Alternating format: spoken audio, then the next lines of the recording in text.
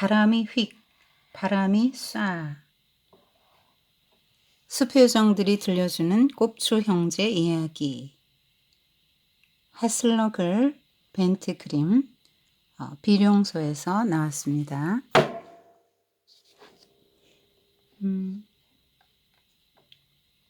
호수 같네요.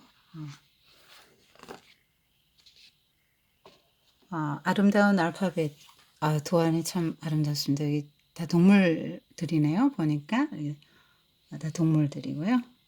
포도, 여기도 동물들, 새, 꽃들, 나무들, 버섯 아름답게 장식이 되어 있는데요.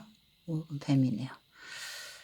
자, 이게 so, ein, thousand, east, in there, Luft.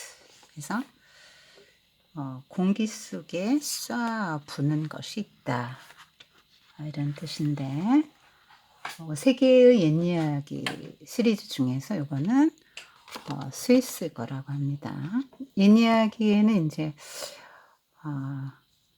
아이들에게 가르쳐 주고 싶은 삶의 어떤 지혜들이 담겨 있는 것이죠. 옛날, 아주 오래전 옛날, 남쪽 깊은 산 계곡에 메오와 레오 형제가 살고 있었습니다. 메오와 레오는 둘 다 등이 곱추여서 쌍둥이처럼 보였죠. 멀리서 보면 등에 짐을 지고 가는 것처럼 보였습니다. 그렇지만 그 형제를 잘 아는 사람들은 둘의 성격이 아주 다르다는 것을 잘 알고 있었어요. 형 레오는 남을 잘 도와주고 친절했습니다. 가축도 잘 돌보고 식물들도 잘 보살펴 주었죠. 동생 메오는 말도 거칠게 하고 걸핏하면 가축을 때리고 식물들도 잘 돌보지 않았습니다. 그래서 메오의 밭에서 자라는 곡식들은 늘 말라 비틀어지곤 했죠. 가을이 되자 레오가 메오에게 말했습니다. 우리 둘 중 한 사람이 내일 알프스 산으로 올라가야겠다. 산 너머에 있는 오두막집 지붕에 기와장이 몇 개 빠져 있어서 눈이 오기 전에 고쳐야 해. 난 봄에 올라갔으니까 이번에는 내가 갈 차례야. 메오가 대답했습니다. 내가? 난 싫어. 길이 험해서 거기까지 올라가려면 하루 종일 가도 모자란단 말이야. 그래서 할 수 없이 레오가 그 먼 길을 다시 떠났습니다. 밤중에 바람이 불어 길에는 낙엽이 수북이 쌓였습니다. 잘 익은 알밤들이 낙엽들 사이사이에 숨어 있었죠. 발로 밟기만 하면 알밤이 껍질 밖으로 튀어나왔습니다. 레오는 걸어가면서 알밤을 열심히 주워 모았습니다. 힘겹게 산을 올라가던 레오는 잠시 쉬었다 가기로 했습니다. 레오가 나무에 걸터앉자 갑자기 개미들이 우왕좌왕 바쁘게 움직였습니다. 개미들은 레오가 자기 알들을 해칠까봐 알들을 다시 모으는 중이었어요. 레오가 말했습니다. 겁내지 마. 아무 짓도 안 할게. 난 남을 괴롭힐 생각은 전혀 없거든. 그러고는 가방에서 치즈와 빵을 꺼냈습니다. 점심때쯤 레오는 산등성이까지 올라갈 수 있었습니다. 길에는 가시나무가 무성했습니다. 레오는 나뭇가지를 밟지 않으려고 이리저리 피하면서 걸었습니다. 옷에는 가시 달린 열매들이 붙고 팔과 다리는 가시에 긁혔습니다. 에이, 이렇게 마구 달라붙으면 어떻게 해. 레오는 옷에 붙어있는 것들을 하나씩 살살 떼어냈습니다. 길에는 버섯이 있었습니다. 햇빛에 반짝거리는 빨간 버섯들에게 레오는 반갑게 인사했습니다. 버섯들아 안녕. 내가 먹을 수는 없지만 너희들 참 재미있게 생겼구나. 그러고는 버섯들을 한참 동안 살펴보았습니다. 버섯들은 마치 빨간 우산을 쓰고 있는 것 같았죠. 더구나 버섯들이 만든 둥근 원은 무척이나 신비롭게 보였습니다. 깊은 계곡이 나왔습니다. 레오는 어렸을 때부터 이곳을 무척 좋아했습니다. 바위에 대고 소리를 지르며 메아리가 들려왔습니다. 스파, 넌 참 멋있어! 하고 레오가 외치자 산이 넌 참 멋있어! 하고 대답했습니다.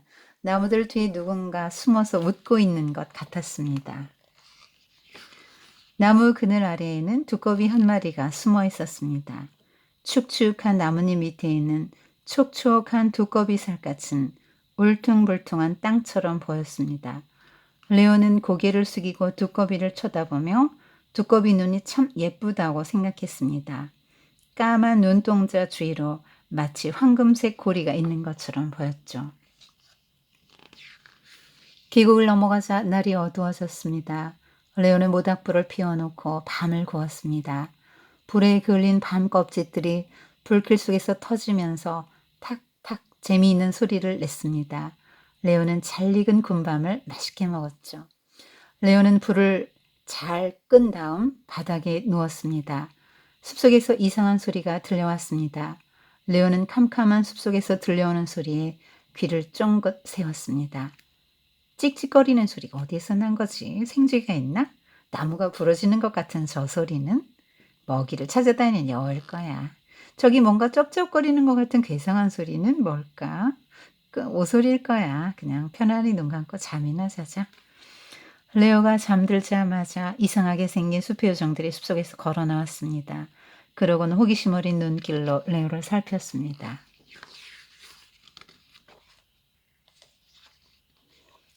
숲의 요정이 말했습니다. 우리 땅에 사람이 들어왔다. 이 사람 어떻게 할까? 혹시 누가 이 사람 알고 있나? 버섯 요정들이 말했습니다.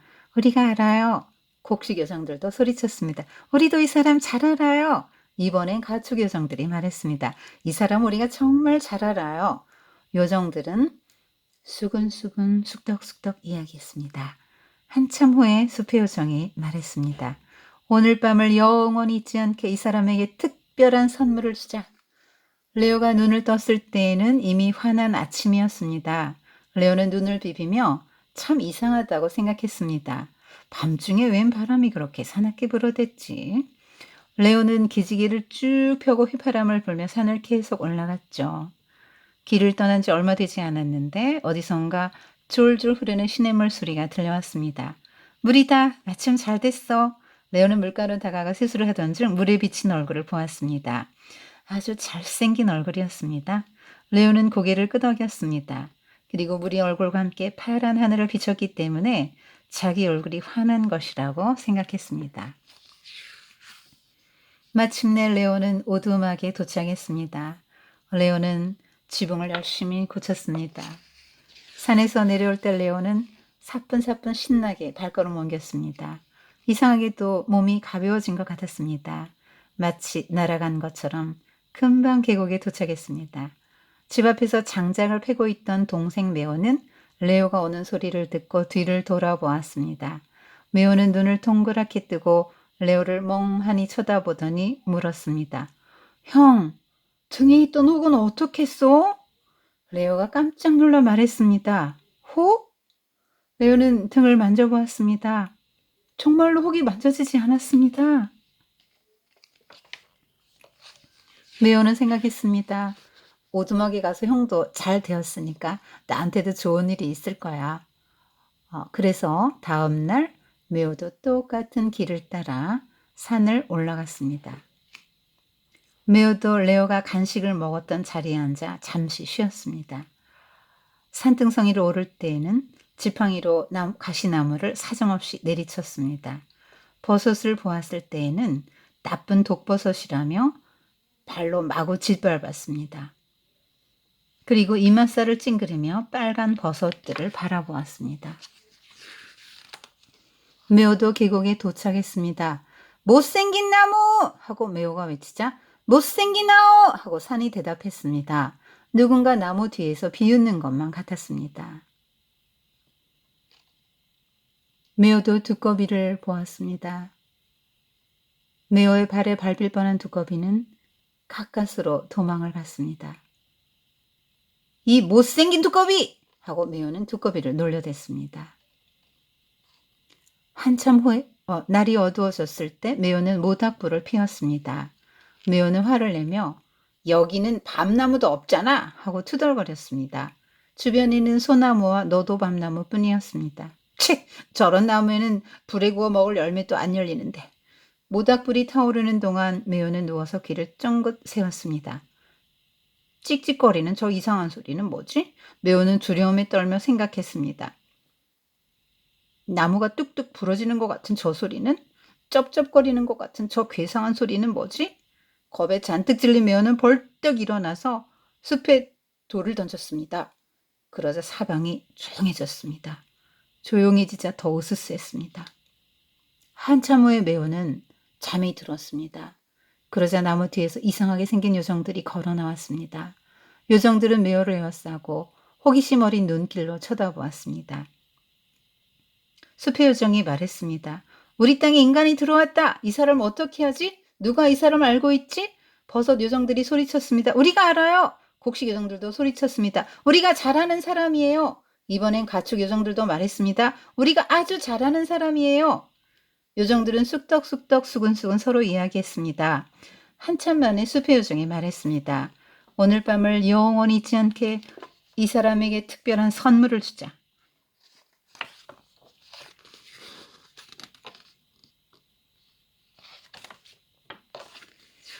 아침에 일어난 매어는 지난밤에 나쁜 꿈을 꾸었다고 생각했습니다. 밤중에 왜 바람이 그렇게 사납게 불어댔지? 먹구름이 잔뜩 끼었으니 눈이 내리겠군. 매어는 기분이 별로 좋지 않았지만 길을 계속 걸어갔습니다. 남은 음식을 먹고 찌꺼기는 시냇물에 버렸습니다. 그러고 나서 시냇물에 비친 낯선 얼굴을 보았습니다. 매어는 깜짝 놀랐습니다. 바로 자기 얼굴이었거든요. 매어는 물살 때문에 자기가 밉게 보인 거라고 생각했습니다. 오두막에 도착했을 때 눈발이 내리기 시작했습니다. 매어는 잠깐 쉰 다음 다시 집으로 향했습니다. 지붕 생각은 아예 하지도 않았죠. 산에 내려올 때에는 눈발이 점점 심해졌습니다. 형 레오가 염소를 우리로 몰고 가는 것이 멀리 보였습니다. 매어가 큰 소리로 외쳤습니다. 형! 나 어떤 것 같아? 레오는 눈을 동그랗게 뜬 채 매어를 쳐다보기만 할 뿐 아무 말도 하지 못했습니다. 매어의 혹이 더 커져 있었거든요. 심으로 캐진 매어는 휘파람을 불어 개를 불렀습니다. 왜 그랬을까? 무슨 이유일까? 매어는 깊은 생각에 잠겼습니다. 그리고 생전 처음 개를 쓰다듬어 주기 위해 손을 뻗었습니다. 개는 겁에 잔뜩 질린 얼굴로 머리를 숙이더니 혀로 이빨을 훔치고는 멀리 달아나 버렸습니다. 그것을 본 매어는 순간적으로 뭔가 깨달았습니다. 다시 오두막에 올라갔다 올게요. 하지만 지금은 안 갈래요. 산에 눈이 많을 거예요. 봄에 갈래요. 하고 매어가 말했습니다.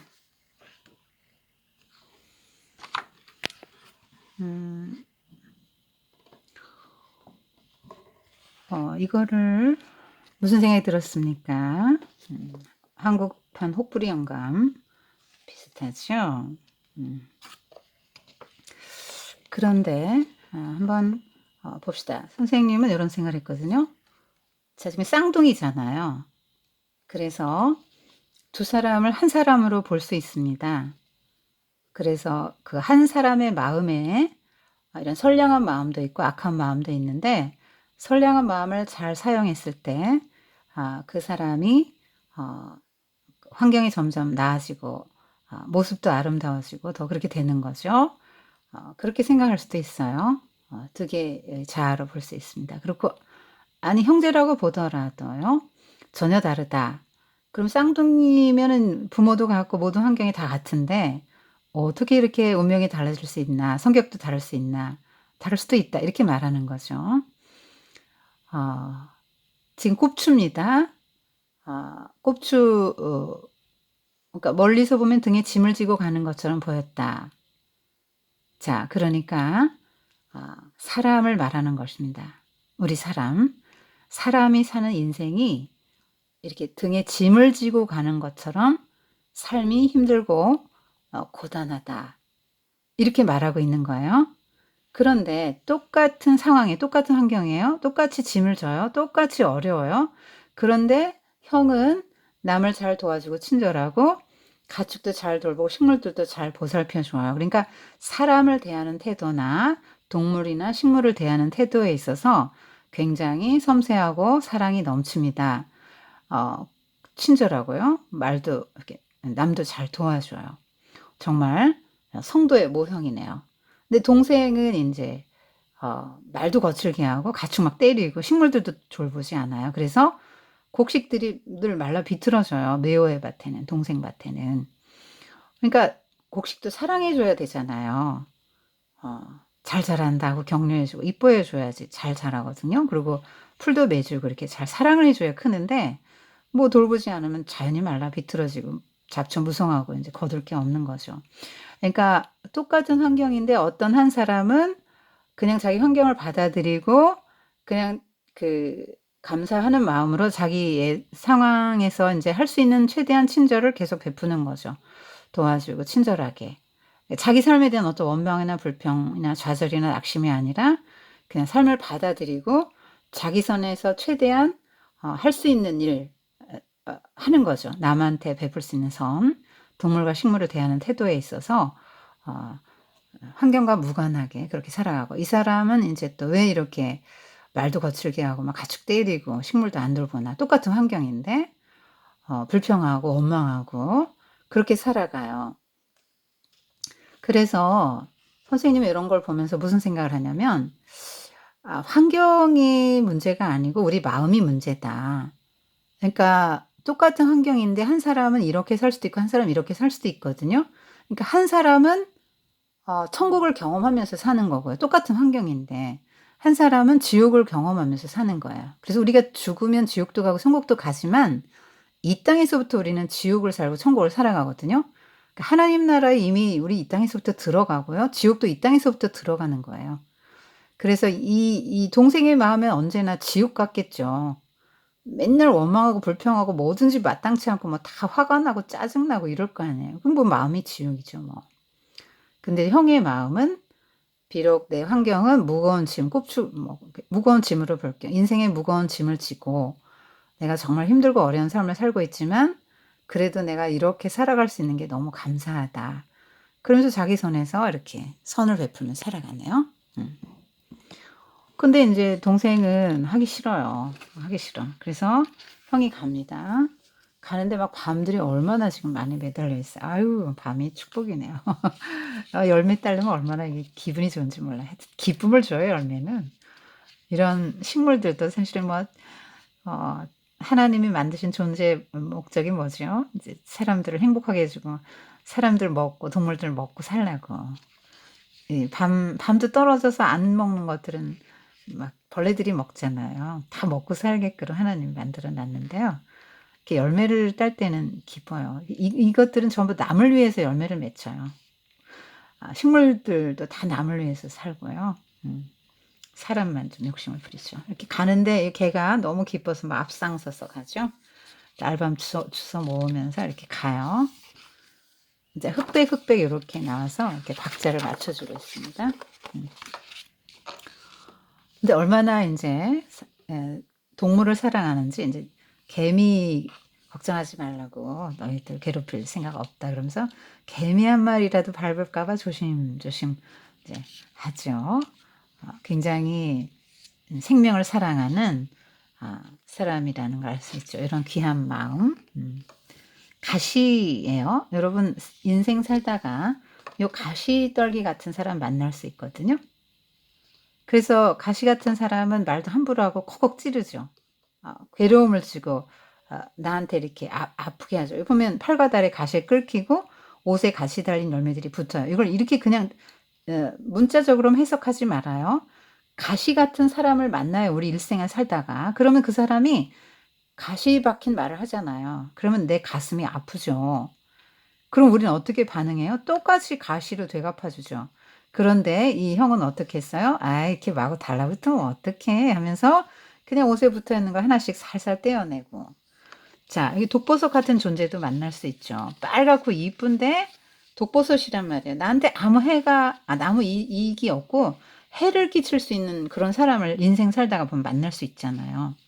그런데 뭐라 그래요? 내가 너희들 먹을 수는 없지만 너희들은 나한테 큰 도움은 못 되는데 그래도 재밌게 생겼네. 그리고 나한테 도움이 못 된다고 해서 함부로 대하지는 않고 그렇게 하는 거죠. 그러니까 이렇게 어떤 사람이든지 이 형은 만나면은 함부로 대하지 않네요. 그죠? 음. 어이구, 여기 뱀이 숨어 있네. 이 그림책 한번 사 보세요. 숨어 있는 게 굉장히 많거든요. 재미있는 그림책이고 의미도 깊어요. 그러니까 이거를 여러분 이 가시로 보지 말고 버섯으로 보지 마세요. 사람, 우리가 여기도 이것 뭐 이런 것도 다 이제 인생의 짐으로 보고 우리 안에 있는 두 마음으로 볼 수도 있고요. 선택하는 거죠. 어떤 마음을 갖고 살 거냐. 그래서 이렇게 생명을 사랑하는 마음, 이런 그러니까 모든 동물과 어떤 식물들 이런 거 아주 보잘것없는 것까지라도 함부로 대하지 않네요. 굉장히 사랑이 가득한 그런 마음으로 대하고 있어요. 그리고 메아리를 어떻게 하죠? 스파 넌 참 멋있어 그러니까 돌려오는 말도 다시 돌아오는 말도 멋있다 그러죠. 이건 뭘 말하는 거죠? 인간관계를 말하는 거죠. 내가 어떤 사람에게 너 멋있다 그러면 그 사람도 너 멋있다고 한다는 거예요. 그러니까 여러분이 잘 생각해 봐요. 누군가 날 기분 나쁘게 해서 그러면 아이 걔가 날 기분 나쁘게 해서 나 다시는 안 볼 거야 뭐 이러지 말고요. 내가 걔한테 뭔가 기분 나쁜 거를 준 적이 없나? 이걸 먼저 생각해 봐야 해요. 우리 속담에도 가는 말이 고야 오는 말이 곱다 이랬는데 누군가 나한테 나쁜 말을 자꾸 하고 나를 기분 나쁘게 하고 막 가시로 찌르듯이 그렇게 한다면 혹시 내가 저 사람에게 나쁜 말을 기분 나쁜 말을 한 적이 있나? 자기를 잘 돌아보세요. 그래서 이게 지금 옛 이야기잖아요. 온갖 교훈을 다 담고 있단 말이에요. 그러니까 할머니들이 손자 손녀 어린 손자 손녀 무릎에 앉혀놓고 무슨 이야기를 하고 싶은 거예요? 사람에겐 이런 마음도 있고 이런 마음도 있단다. 근데 이런 마음을 가지고 살면 이렇게 하늘이 복을 주는 거야. 이렇게 얘기하는 거죠. 그리고 생명을 사랑해라. 뭐 이런 얘기를 꼭 뭐 말하자면 생명을 사랑해라. 이런 뭐 도덕 교과서죠. 얼마나 재미없어요. 그런 건 듣고 싶지 않죠. 우리는 설교를 싫어하죠. 본성적으로. 도덕 교훈 너무 싫어하죠. 근데 이런 재미난 이야기를 해주니까 이제 마음의 깊이, 무의식 중에 우리 가치관이 형성되는 거죠. 그래서 생명을 사랑해야겠구나.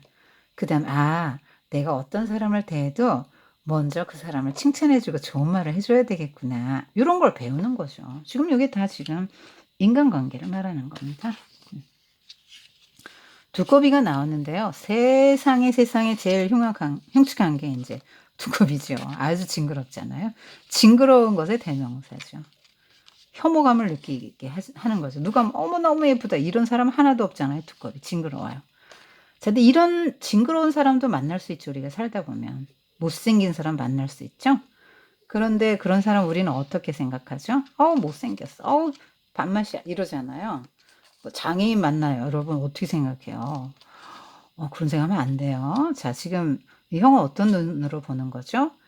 정말 울퉁불퉁한 땅같이 보이고 못생겼는데도 불구하고 너 눈이 너무 예쁘다. 뭐 이렇게 하는 거예요. 이런 마음 가질 수 있어요, 여러분? 벌레들 뭐 다 이렇게 막 숨어 있는 곤충들. 책 사보세요. 밤을 또 거먹고, 감사하다. 자연이 이렇게 풍성하게 은혜를 주는구나.